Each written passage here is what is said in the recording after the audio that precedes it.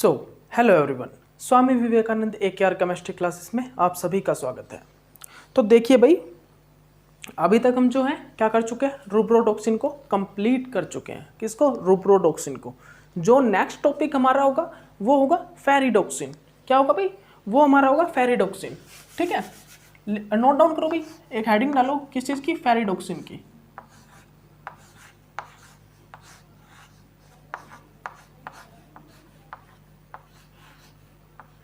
ठीक है, किस चीज़ की डालो भाई? फेरिडोक्सिन की डालो।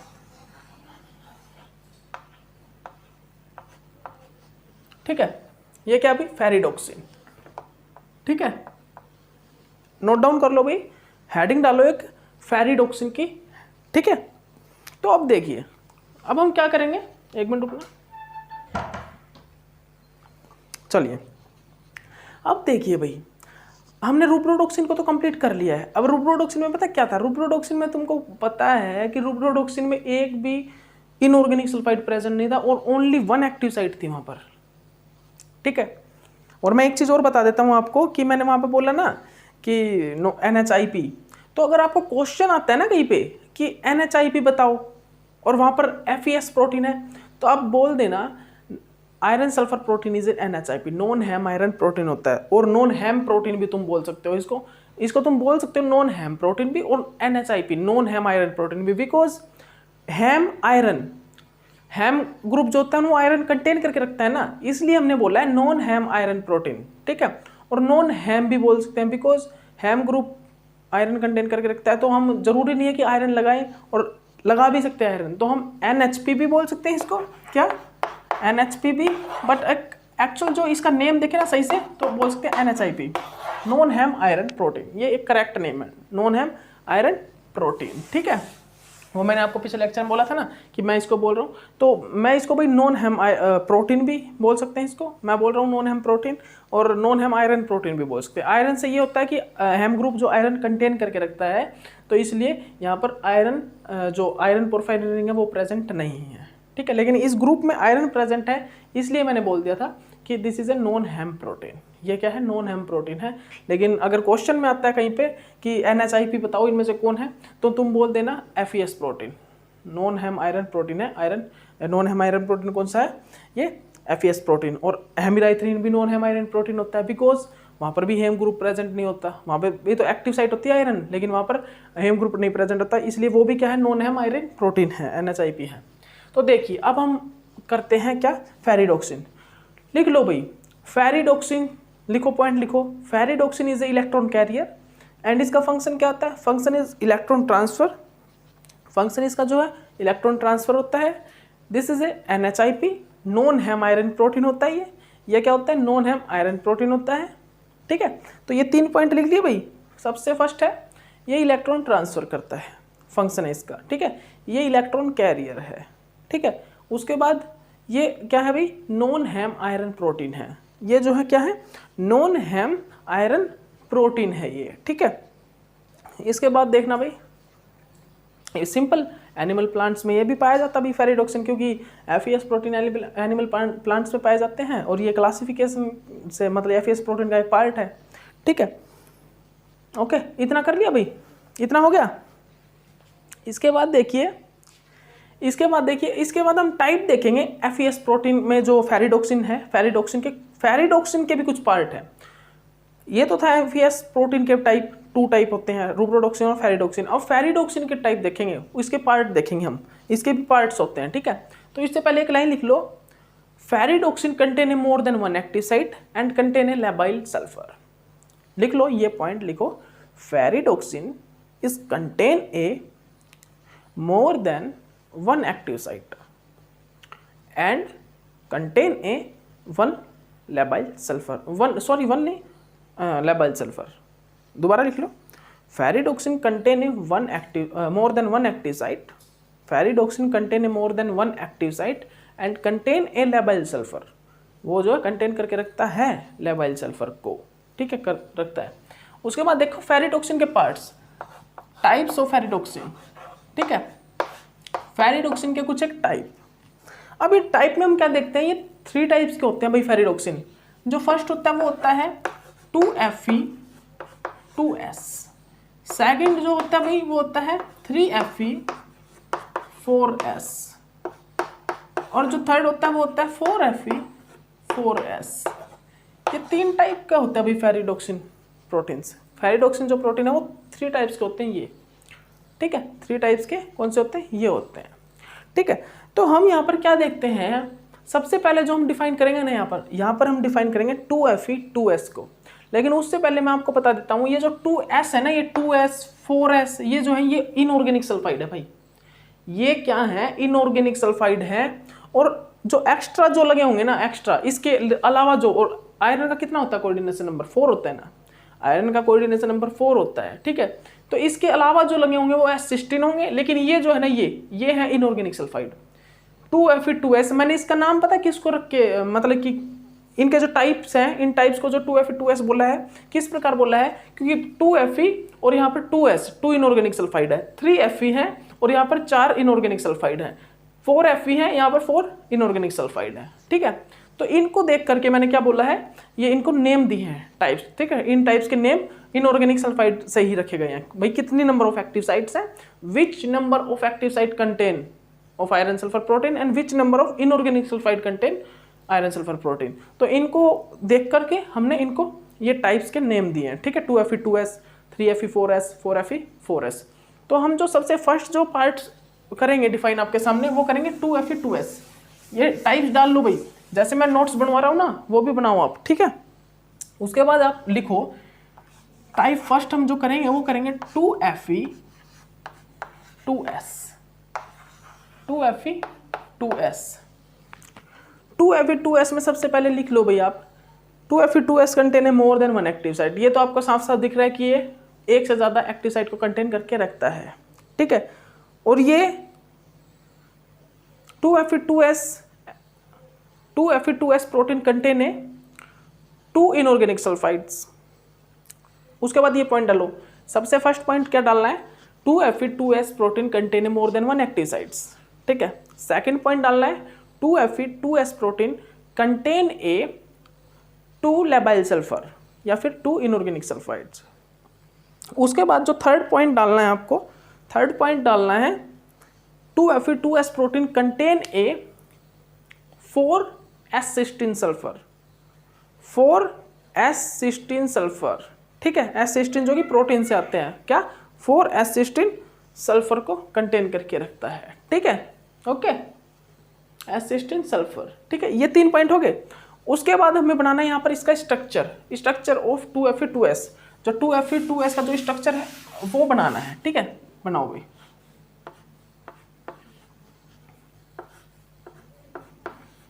ओके,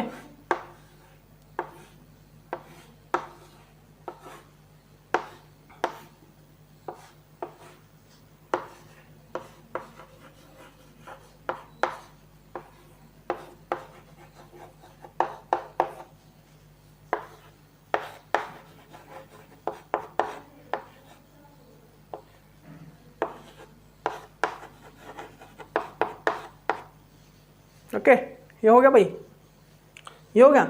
तो ये स्ट्रक्चर आप नोट डाउन कर लो, ये स्ट्रक्चर बना लो। इसके बाद हम यहाँ पर इसकी EPR ESR एक्टिविटी, मतलब कि वो जो प्रोसेस है EPR ESR वाला भाई, वो एक्टिव होगा इनएक्टिव वो भी देखेंगे। इसकी ऑक्सीडेशन स्टेट भी देखेंगे, कितनी फॉर्म में प्रेजेंट होता है वो चीज़ देखेंगे भाई। ऑक्सीडाइज और रिड्यूस फॉर्म होती है ना इसकी, उनमें ये EPR एक्टिव होता है या EPR इनएक्टिव होता है।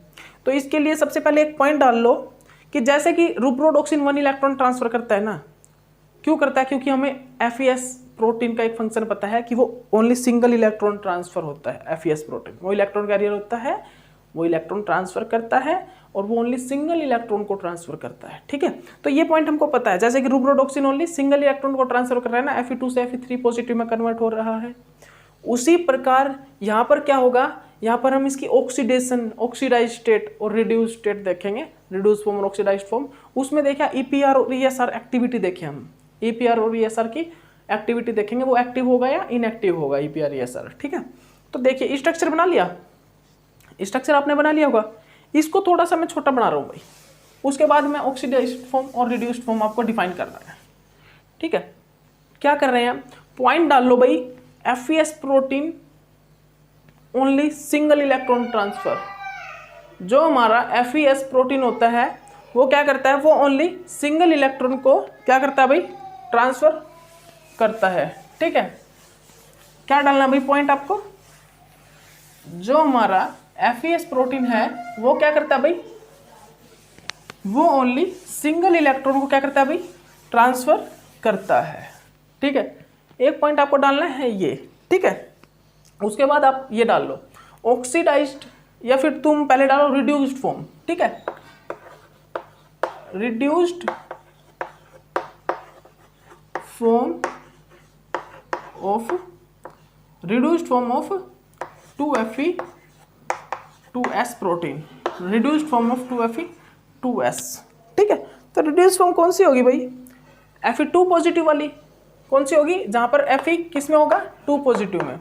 और मैं एक पॉइंट और लिखवा देता हूं आपको, लिख लो कि यहाँ पर जो जितने भी FeS प्रोटीन है ना, FeS प्रोटीन, यहाँ पर जो आयरन है वो हमेशा हाई स्पिन में ही रहता है।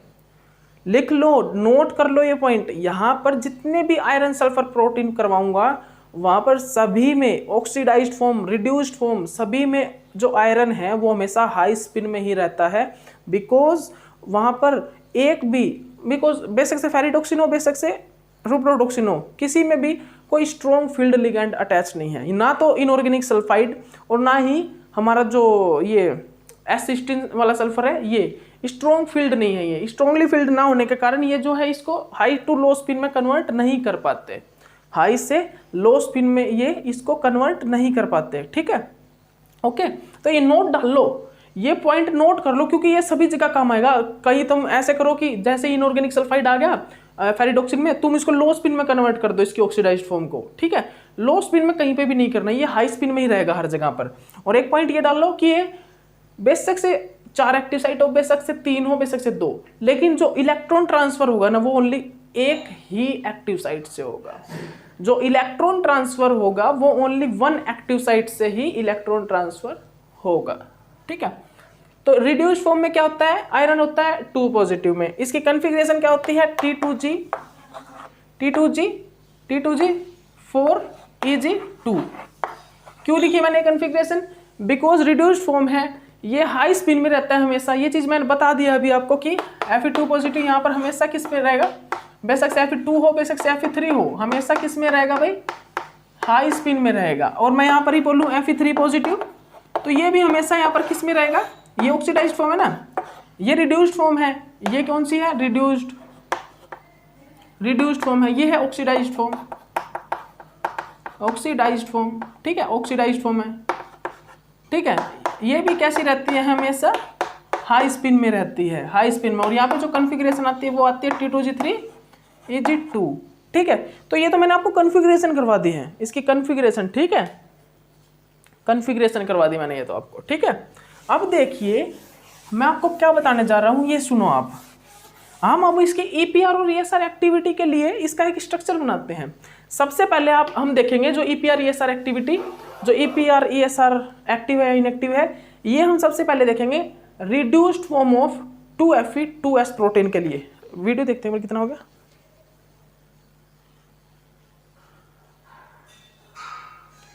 क्या बोल रहा हूं मैं। सबसे पहले हम जो ये एक्टिविटी देखेंगे, ये देखेंगे हम reduced form of 2Fe2S protein के लिए। तो देखिए भाई, सबसे पहले एक स्ट्रक्चर बनाओ, यही S16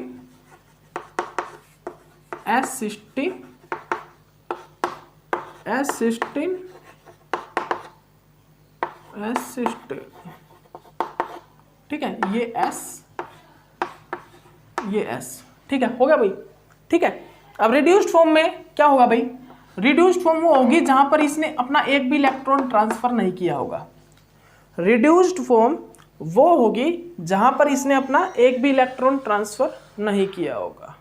ठीक है, वही होगी ना, इलेक्ट्रॉन ट्रांसफर ना किया होगा, वही इसकी रिड्यूस्ड फॉर्म होगी। ठीक है, वही इसकी क्या होगी, रिड्यूस्ड फॉर्म होगी।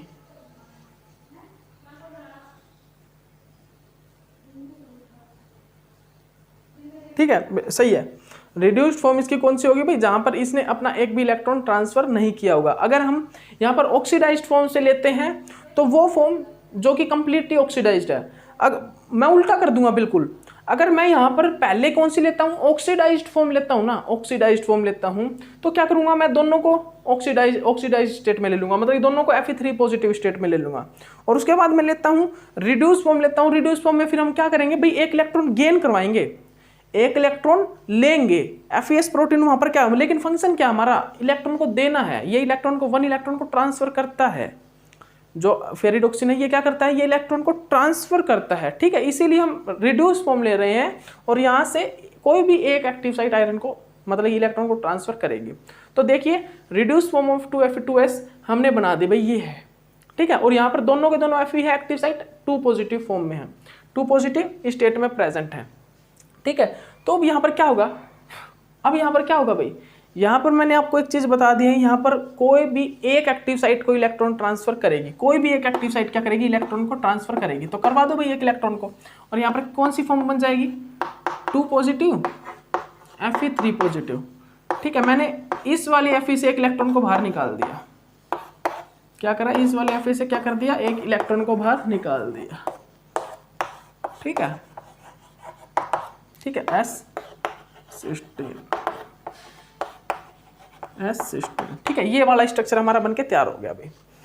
अब हमें क्या देखना है, अब हमें इस स्ट्रक्चर के लिए क्या देखनी है, EPR और ESR एक्टिविटी देखनी है। क्या देखनी है भाई, EPR और ESR एक्टिविटी जो है ना, हमें इस स्ट्रक्चर के लिए देखनी है और इस स्ट्रक्चर के लिए देखनी है। ये कौन सी है भाई, ये इसकी रिड्यूस्ड फॉर्म, और ये कौन सी, ऑक्सीडाइज्ड फॉर्म, ऑक्सीडाइज्ड फॉर्म। अब ये ऑक्सीडाइज्ड फॉर्म क्यों है, बिकॉज इसने इलेक्ट्रॉन अपना निकाल दिया, ये ऑक्सीडाइज्ड हो चुकी है, ये इसका ऑक्सीडेशन हो चुका है, this is a oxidized form. और ये कौन सी है भाई, रिड्यूस्ड फॉर्म, ठीक है। समझ गए ना तुम, समझ गए होगे, समझ गए होगे ना तुम, ये तुमको आ गया ना कि भाई इसमें जो रिड्यूस्ड फॉर्म कौन सी है और ऑक्सीडाइज्ड फॉर्म कौन सी है। ये ऑक्सीडाइज्ड फॉर्म है, बिकॉज किस कारण मैंने इसको बोला ये ऑक्सीडाइज्ड फॉर्म है, बिकॉज ये अपना एक इलेक्ट्रॉन निकाल चुकी है। ये रिड्यूस्ड फॉर्म क्यों है, बिकॉज इसने अभी तक अपना एक इलेक्ट्रॉन भी ट्रांसफर नहीं किया, ठीक है। तो ये दो फॉर्म है भाई, ऑक्सीडाइज्ड और रिड्यूस्ड फॉर्म, दोनों को लिख लो, दोनों को नोट डाउन कर लो, ठीक है। ये कौन सी है, ऑक्सीडाइज्ड फॉर्म ऑफ 2Fe2S, और ये जो है रिड्यूस्ड फॉर्म ऑफ 2Fe2S है, ठीक है। नोट डाउन कर लो इसको, जल्दी से नोट डाउन कर लो, ठीक है, कर लिया। अब देखिए, अब मैं यहाँ पर क्या करूँगा, ये ऑक्सीडाइज्ड फॉर्म है, यहाँ पर लिख दो ऑक्सीडाइज्ड फॉर्म, ठीक है। अब मैं क्या करूँगा, अब मैं EPR और ESR एक्टिविटी देखूंगा इस वाले के लिए और इस वाले दोनों के लिए। देखो भाई वहाँ पर जो 2 Fe जो है वो किस में है, 2 पॉजिटिव स्टेट में है, Fe2 पॉजिटिव, Fe2 पॉजिटिव, और दोनों हमेशा किस में रहते हैं, हाई स्पिन में रहते हैं। किस में रहते हैं भाई, हाई स्पिन में रहेंगे हमेशा, ये हाई स्पिन में रहते हैं हमेशा, ठीक है, ठीक है। जब हम इन दोनों को आपस में कपल्ड करवाएंगे तो ये एंटी फेरोमैग्नेटिकली दोनों कपल्ड हो जाएंगे। क्या होगा, जब हम इन दोनों को कपल करवाएंगे तो ये दोनों के दोनों जो है एंटी फेरोमैग्नेटिकली क्या करेंगे, कपल करेंगे, और ये दोनों क्या, कौन सा नेचर शो करेंगे, डायमैग्नेटिक नेचर शो करेंगे। भाई ये क्या करेंगे, ये जो दोनों हैं ये कौन सा नेचर शो करेंगे, ये जो दोनों हैं वो डायमैग्नेटिक नेचर को शो करेंगे, जिस डायमैग्नेटिक नेचर के कारण यहाँ पर जो टोटल स्पिन वैल्यू आएगी ना, total spin S is equal to 0 आएगा, नेट स्पिन वैल्यू 0 आएगी। और हम बोल सकते हैं यहाँ पर बिल्कुल भी पैरामैग्नेटिक नेचर ये जो रिंग, ये जो स्ट्रक्चर है कंटेन नहीं करके रखता, पैरामैग्नेटिक नेचर नहीं कंटेन करके रखता, यहाँ पर कंप्लीटली डायमैग्नेटिक नेचर होता है, ये कंप्लीट डायमैग्नेटिक होता है, बिकॉज ये एंटी फेरोमैग्नेटिकली कपल्ड कर रहा है, जिसके कारण ये हम बोल सकते हैं जो रिड्यूस फॉर्म होती है इसकी वो कैसी होती है भाई, EPR, रिड्यूस फॉर्म जो इसकी होती है वो कैसी होती है भाई, EPR और ESR इनएक्टिव, EPR और ESR इनएक्टिव होती है, जिसके कारण मैं क्या बोल सकता हूँ भाई, जो इसकी रिड्यूस फॉर्म होती है वो कैसी होती है, EPR और ESR इनएक्टिव होती है इसकी रिड्यूस फॉर्म। तो देख लिया भाई, ये नोट डाउन कर लो, ठीक है। रिड्यूस फॉर्म होती है EPR इनएक्टिव, ठीक है। उसके बाद देखिए आप, उसके बाद हम बात करेंगे रिड्यूस ऑक्सीडाइज्ड फॉर्म की, ठीक है। अब देखिए मैंने एक चीज़ बता दिया आपको, ये रिड्यूस फॉर्म भी ऑक्सीडाइज्ड फॉर्म दोनों में हाई स्पिन में ही रहेगा, दोनों में कैसा रहेगा, हाई स्पिन में ही रहेगा, ठीक है। तो अब देखिए यहाँ पर ओनली वन एक्टिव साइट है जिसने इलेक्ट्रॉन ट्रांसफर किया है, वन एक्टिव साइट है जिसने इलेक्ट्रॉन ट्रांसफर किया है, ठीक है। ओके, 1 2 3 4, ठीक है। ओके, उसके बाद 1 2 3 4 5। देखिए अब क्या इसमें एंटी फेरोमैग्नेटिकली कपल्ड हो रहा है? कंप्लीट एंटी फेरोमैग्नेटिकली कपल्ड ये नहीं है। यहाँ पर जो स्पिन वैल्यू आएगी एक, क्योंकि ये तो हो जा रहे हैं कपल्ड कंप्लीट, बट ये वाला नहीं हो रहा। यहाँ पर एक इलेक्ट्रॉन खाली बच रहा है जिसकी वैल्यू क्या आएगी? स्पिन वैल्यू हाफ आएगी। मतलब कि सीधी सी बात है भाई, जो ऑक्सीडाइज्ड फॉर्म है ना, ऑक्सीडाइज्ड जो फॉर्म है वो क्या है? EPR एक्टिव है। जो ऑक्सीडाइज्ड फॉर्म है वो EPR एक्टिव है बिकॉज वो एंटी फेरोमैग्नेटिकली कपल्ड नहीं है, वो डायमैग्नेटिक नेचर कंप्लीटली शो नहीं कर रहा। वहां पर थोड़ा बहुत पैरामैग्नेटिक नेचर है, और उस पैरामैग्नेटिक नेचर की जो टोटल स्पिन वैल्यू आती है, स्पिन वैल्यू आएगी जो वो आएगी हाफ, और उस half total spin value half के कारण ही जो है वो थोड़ा बहुत पैरामैग्नेटिक नेचर शो कर रहा है, जिसके कारण वो क्या होता है भाई? EPR और ESR एक्टिव होता है। EPR और ESR एक्टिव होता है, जिसके कारण वो क्या होता है भाई? EPR और ESR एक्टिव होता है, ठीक है। ओके, ये है भाई, तो हमारा क्या है? ये है भाई, ठीक है। Okay, done. तो भाई आ जाना चाहिए 2Fe2S आपको अब कंप्लीट आ जाना चाहिए। अब इसमें मतलब कि आपको कुछ थोड़ी बहुत चीज़ें भी बाकी नहीं रहनी चाहिए, बस है ही ये नेट JRF के लिए और गेट वगैरह के लिए यही चीज़ें पूछी जाएंगी यहाँ से, ठीक है, और कुछ नहीं पूछा जाएगा आपसे।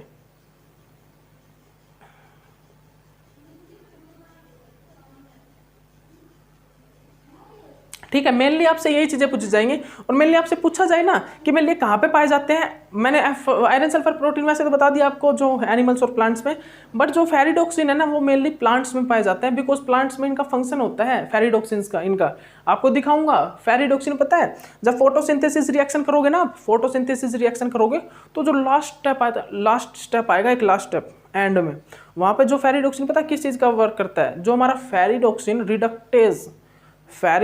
रिडक्टेज एन वो वहाँ पे होते हैं ना NADPH जो होता है, वहाँ पर NADP पॉजिटिव होता है, और जो फेरिडोक्सिन रिडक्टेज जो एंजाइम होता है वो इलेक्ट्रॉन निकालता है फेरिडोक्सिन से और NADP को देता है, और NADP पॉजिटिव जो है NADP H में कन्वर्ट हो जाता है, बिकॉज वो इलेक्ट्रॉन जो हाइड्राइड आयन का वर्क करता है। वो फोटोसिंथेसिस जब करवाऊंगा उस टाइम वो टॉपिक आएगा, उस टाइम देखना। मतलब मज़ेदार है, बायो इनऑर्गेनिक केमिस्ट्री मज़ेदार है भाई, ठीक है। बायो इनऑर्गेनिक केमिस्ट्री नहीं ओनली, सब पूरी केमिस्ट्री, अगर आपको मतलब कि कंसेप्ट पता लग जाए ना किसी भी सब्जेक्ट के तो आपको मज़ेदार लगेगा। और केमिस्ट्री एक ब्यूटीफुल सब्जेक्ट है जिससे हमको पता लगता है कि क्या चल रहा है बॉडी में, किस प्रकार ये प्रोसेसेस हो रहे हैं, ठीक है। बताओ भी, तुमको वाटर पता है, ब्लड पता है, लेकिन ब्लड में होता किस प्रकार ये चीज़ नहीं पता ना, तो लेकिन वो केमिस्ट्री बताती हैं ये चीज़ें आपको केमिस्ट्री डिफाइन करती है एक एक चीज़, ठीक है। ओके, तो देखो भाई 2Fe2S प्रोटीन हमने कंप्लीट करवा दिया। और जनरली जो फेरिडोक्सिन पाया जाता है कहाँ पर? प्लांट्स में होता है। हम इसको जनरली जो देखते हैं वो कहाँ पर देखते हैं? वो प्लांट्स में देखते हैं इस फेरिडोक्सिन को, ठीक है। ओके, ठीक है। और मैंने एक चीज़ बताई दी है आपको, अब ये इनऑर्गेनिक सल्फाइड आ गया ना यहाँ पर। रूब्रोडोक्सिन में जब तुम एसिड से या Pb2 पॉजिटिव से रिएक्ट करवाते हो ना, तो वहाँ पर तो आता ही नहीं इनऑर्गेनिक सल्फाइड। बट इसको हम किस प्रकार पता करेंगे कि ये इनऑर्गेनिक सल्फाइड यहाँ पर प्रेजेंट है? हम इसको Pb2 पॉजिटिव से रिएक्ट करा देंगे। Pb2 पॉजिटिव से रिएक्ट करते ना, यहाँ पे इनऑर्गेनिक सल्फाइड निकलेगा और यहाँ पर ब्लैक PPT बनेंगे। मतलब फेरिडोक्सिन को जैसे हम Pb2 पॉजिटिव से रिएक्ट कराएंगे ना, तो ब्लैक PPT बनते हैं, और वो ब्लैक PPT बनना ही ये शो करता है कि यहाँ पर इनऑर्गेनिक सल्फाइड प्रेजेंट है, ठीक है, ठीक है। ओके, तो हमारा 2Fe2S प्रोटीन हुआ कंप्लीट भाई, ठीक है। देखते हैं वीडियो, अभी है हमारे पास टाइम 11 मिनट 10 मिनट है। तो हमारा 2Fe2S प्रोटीन हुआ कंप्लीट, ठीक है। ओके, अब देखिए भैया, अब हम देखेंगे रिस्क के centre. What is the risk के सेंटर? रफ कर रहा हूं मैं इसको। सबसे पहला पॉइंट डाल लो आप, रिस्क के सेंटर क्या होता है? रिस्क के सेंटर वही जो यूज होता है ना, रिस्क के सेंटर यूज होता है मेनली प्लांट्स में। आप देखोगे रिस्क के सेंटर प्लांट्स में यूज होता है जब हमारा जो साइटोक्रोम बी होता है ना, साइटोक्रोम बी जो होता है वो इलेक्ट्रॉन लेता है और वो जो हमारा प्लास्टोसायनिन है, प्लास्टोसायनिन से इलेक्ट्रॉन लेके जो हमारा क्यू है ये क्या करेगा साइटोक्रोम बी से इलेक्ट्रॉन लेके रिड्यूस होएगा, QH2 फॉर्म में रिड्यूस होगा। ठीक है, कहाँ से? इनर साइड से, इनर मेम्ब्रेन से 2H पॉजिटिव लेगा और साइटोक्रोम जो बी होता है इसको इलेक्ट्रॉन देगा प्लास्टोसायनिन को, वो इलेक्ट्रॉन 2H पॉजिटिव से रिएक्ट करेंगे और इनर मेम्ब्रेन सेल से इसको ले आएंगे और रिड्यूस फॉर्म में कन्वर्ट हो जाएगा। उसके बाद हमारा जो रिस्क के सेंटर है ना, रिस्क के सेंटर, ये सारा प्रोसेस फोटोसिंथेसिस वाला है। उसके बाद जो रिस्क के सेंटर है, रिस्क के सेंटर क्या करता है? रिस्क के सेंटर इस हाइड्रोप्लास्टोसायनिन को रिड्यूस से ऑक्सीडाइज करवाता है, इस रिड्यूस फॉर्म को ऑक्सीडाइज करवा के और आउटर से ये H पॉजिटिव 2H पॉजिटिव को बाहर निकाल देता है। इस रिस्क के सेंटर का ये वर्क होता है कहाँ पर? प्लांट्स में। ठीक है, आपको ये फोटोसिंथेसिस में दिखाऊंगा, लेकिन रिस्क के सेंटर के बारे में अभी थोड़ा बहुत मैं मतलब कि इतना ज़्यादा नहीं बताऊंगा, क्योंकि सभी यहाँ पर बता दूंगा तो टॉपिक वो मिसमैच कर जाएगा। ठीक है, तो अभी क्या है, अभी हम यहाँ पर करेंगे 2Fe2S। 2Fe2S में करूंगा मैं रिस्क के सेंटर। कौन सा भी? रिस्क के सेंटर। कौन सा करेंगे भाई? रिस्क के सेंटर। अब यहाँ पर ये जो रिस्क के सेंटर होता है वो क्या है? जनरली आप देखिए, मेनली यहाँ पर जो रिस्क के सेंटर है वो क्या है? इस रिस्क के सेंटर में भाई कुछ नहीं है। रिस्क के सेंटर में ओनली 2 सल्फर जो सिस्टीन के होता है ना उसको हटा दो और वहाँ पर एन हिस्टाडीन अटैच कर दो। क्या करना तुमको रिस्क के सेंटर में? देखना, रिस्क के सेंटर में तुमको सिर्फ कुछ भी नहीं करना। इनऑर्गेनिक सल्फाइड सिर्फ जो एस सिस्टीन थे ना, यहाँ पर एस सिस्टीन जो हमारे 2Fe2S प्रोटीन में यहाँ पर क्या थे भाई? एस सिस्टीन थे ना, इनमें से किसी भी 2 एस सिस्टीन को हटा करके एन हिस्टाडीन लगा दो। क्या लगा दो भाई? एन हिस्टाडीन लगा दो। क्या लगाना है? एन हिस्टाडीन लगाना है और उनको लगाते साथ वो चेंज हो जाएगा किसमें? रिस्क के सेंटर में। किसमें भाई? रिस्क के सेंटर में। और इसका यूज लिख लो, इसका फंक्शन, ये प्लांट्स की फोटोसिंथेसिस के लिए यूज होता है। जो हमारे ग्रीन प्लांट्स लिख लो या फिर प्लांट्स, ओनली प्लांट्स लिखो। ये जो हमारा प्लांट्स का फोटोसिंथेसिस प्रोसेस होता है ना, उसमें ये रिस्क के सेंटर हेल्पफुल होता है। ठीक है, रिस्क के सेंटर वहां पर हेल्पफुल होता है। ठीक है, क्या बताया मैंने? 2Fe2S प्रोटीन जो होता है वहां पर 2S सिस्टीन जो है उनकी जगह रिप्लेस हो जाएगा क्या? An histidine. ठीक है, उनकी जगह रिप्लेस करके मतलब कि एस सिस्टीन हट जाएंगे और एन हिस्टाडीन वहाँ पर आके अटैच्ड हो जाएंगे, उसी को हम एन हिस्टाडीन बोलते हैं। और इनका जो फंक्शन होता है वो प्लांट्स की फोटोसिंथेसिस में इनका फंक्शन होता है, वो मैंने आपको बता भी दिया कहाँ पर होता है। ये एक स्टेप आएगा साइटोक्रोम बी वाला। ठीक है, प्लास्टोसायनिन इससे इलेक्ट्रॉन लेगा, ये electron 2H positive inner membrane में जो 2H पॉजिटिव उनसे रिएक्ट करके रिड्यूस होंगे। उसके बाद रिस्क के सेंटर जो इसको ऑक्सीडाइज करेगा और ये 2H पॉजिटिव को आउटर से बाहर निकाल देगा। वो रिस्क के सेंटर का वर्क होता है ये। ठीक है, ओके।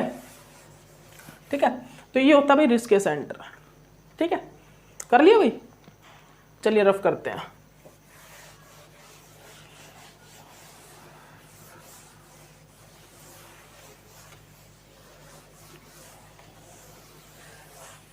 ओके, अब जो हमारा नेक्स्ट आएगा वो आएगा 3Fe।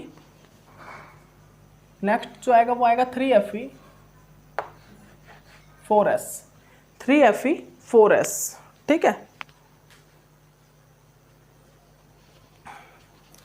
चलिए 3Fe4S है ना जो उसका मैं सिर्फ आपको स्ट्रक्चर बना देता हूँ एक। 3Fe4S का सिर्फ आप एक स्ट्रक्चर देख लो और कंप्लीट मैं नेक्स्ट लेक्चर में आपको डिफाइन करूंगा 3Fe4S के बारे में। ठीक है, 3Fe4S के बारे में कंप्लीट डिफाइन करूंगा मैं आपको नेक्स्ट लेक्चर में। ठीक है, यहाँ पर आप उसका सिर्फ स्ट्रक्चर देखो क्या होता है। 3Fe4S जो है वो क्या होता है, ये चीज़ देखिए। आप देखिए Fe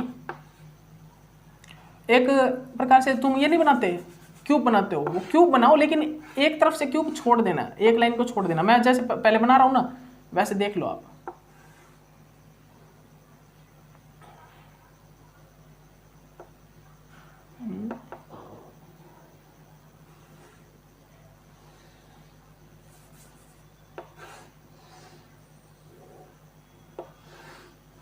बस इतना बना लो, क्यूब को हाफ क्यूब बना लो, तुम हाफ क्यूब छोड़ दो, तुमको क्या करना है, सिर्फ हाफ क्यूब ही बनाना है, हाफ क्यूब छोड़ दो, ठीक है।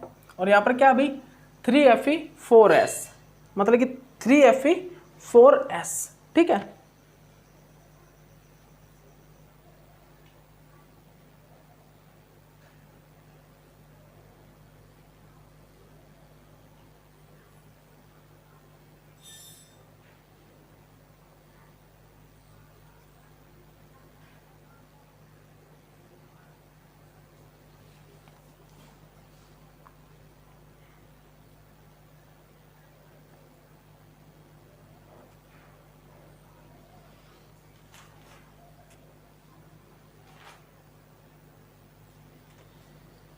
और यहाँ पर 3Fe4s क्यों बोला अभी मैंने, 3Fe4s क्यों बोला है, क्योंकि ये 4 सल्फर से कनेक्टेड होगा भाई। और मैंने स्टार्टिंग में आपको एक बात बताई थी कि जो इनके नेम है ना वो इनऑर्गेनिक सल्फाइड को देख के लिए हैं, इनऑर्गेनिक सल्फाइड कितनी प्रेजेंट है उनको देख के लिए हैं। तो ये जनरली भाई हमने नाम दिए हैं, वो जरूरी नहीं इनऑर्गेनिक सल्फाइड को देख के ही दें, वो हम कोऑर्डिनेशन नंबर को भी देख के, जैसे कि हमने भाई 2Fe2s में पता क्या किया, 2Fe और 2s को नाम दे दिया, यहाँ पे 2Fe एक्टिव साइट है और दो क्या है 2s, मतलब कि इनऑर्गेनिक सल्फाइड प्रेजेंट है। यहाँ पर हम देखेंगे कि 3Fe है, मतलब कि 3 एक्टिव साइट ऑफ आयरन है, और जो 4s मतलब कि जहाँ पर 3 इनऑर्गेनिक सल्फाइड और एक S16 अटैच है एक के साथ, मतलब कि एक आयरन के साथ ओनली 1 सिस्टीन प्रेजेंट होगा, 1 सिस्टीन, और 3 जो होंगे इनऑर्गेनिक सल्फाइड होंगे।